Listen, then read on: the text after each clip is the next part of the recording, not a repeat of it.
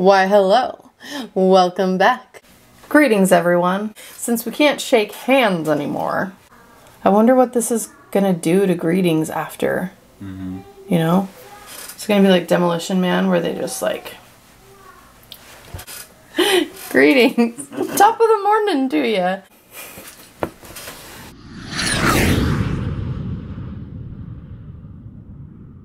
Hello everyone, my name is Nikki Schumacher, for those of you who don't know me, and this is Exegesis.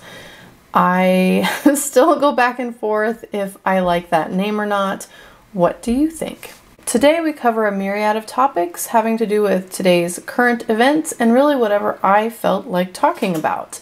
If you have any ideas for topics that you'd like to hear me discuss, please leave those in the comments below.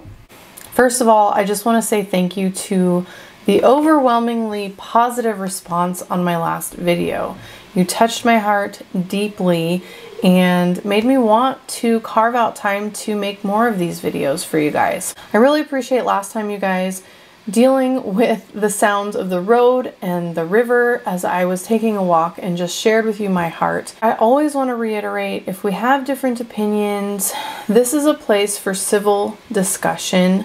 I love you, and I used to have very, very different opinions religiously and politically to what I hold today.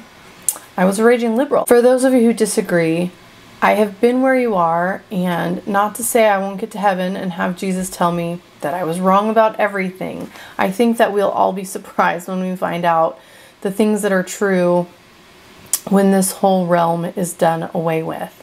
Today I'm going to talk about the AOC video about work boycott, some testimonies from farmers, governors issuing stay-at-home orders, specifically pertaining to Idaho, that is my home state. Let's just dive right into the video. AOC work boycott. I hope to share some of that video with you here. You know, only in America does the president, when the president tweets about liberation, does he mean go back to work? Go to the ant, you sluggard. I think a lot of people should just say, no, we're not going back to that. How a Christian should think about this. She rises while it is still night. Her lamp does not go out by night. Her hands grasp the spindle. She works with eager hands. Recognize any of those phrases from Proverbs 31? We're not going back to working 70-hour weeks just so that we could put food on the table and not even feel any sort of semblance of security in our lives. The Christian loves to work. Loves it.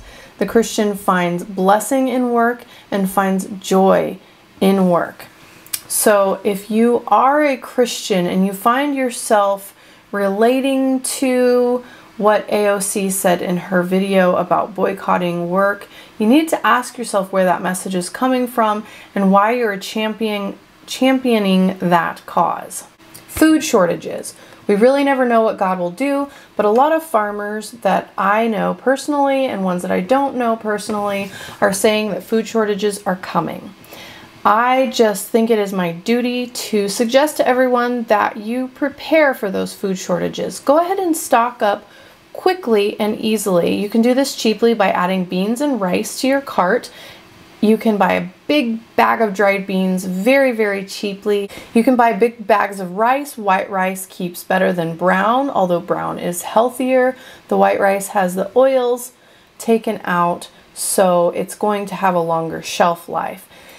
And another thing you can do is just add a little can of beans here and there every time you go to the grocery store if things are really tight in your household right now. My heart does go out to you. I know that the lack of jobs right now, the lack of work has affected so many people. Farmers have warned me before of food shortages and it's never led me astray so far. So don't think that I'm just saying stock up as if it's no big deal and that I know that it's no big deal. That's why I'm suggesting the beans and rice, the canned beans, the canned corn, the canned foods in general that will be cheap for you right now, and you can put them in the back of your pantry just in case.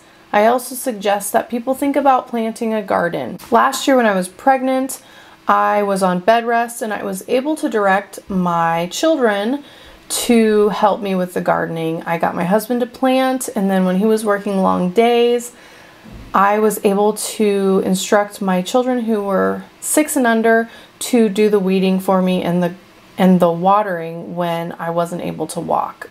I just sprained my ankle last Saturday. We're doing something similar. I don't want to come across as like a prepper. I'm not really a prepper. There's nothing wrong with being a prepper. There are some people who get way more into it. I think I'm kind of sensible. Like, it's good to have a stocked pantry and a garden. You never know.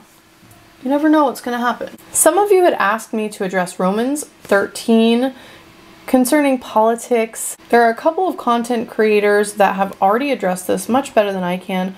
One of which is Douglas Wilson from Canon Press. Another is Cross Politic.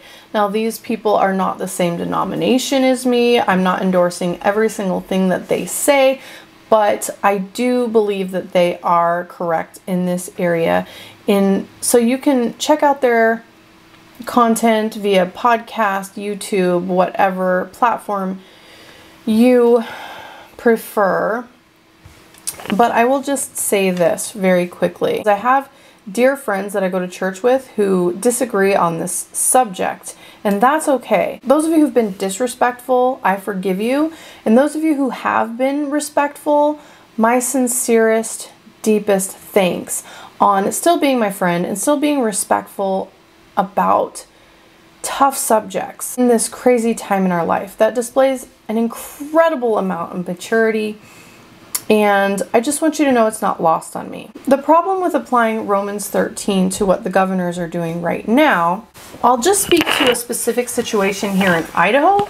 I definitely don't know the code of every state in the United States. More about Romans 13. Paul actually followed the law, and he did not obey authorities who were giving him unlawful orders. Check out Acts 16 to put Romans 13 in context. Paul actually said no to a governing individual who was giving him an unlawful order. They told him to leave, and he said no, not without an escort, because they had put him in jail and beat him unlawfully without a trial, even though he was a Roman citizen.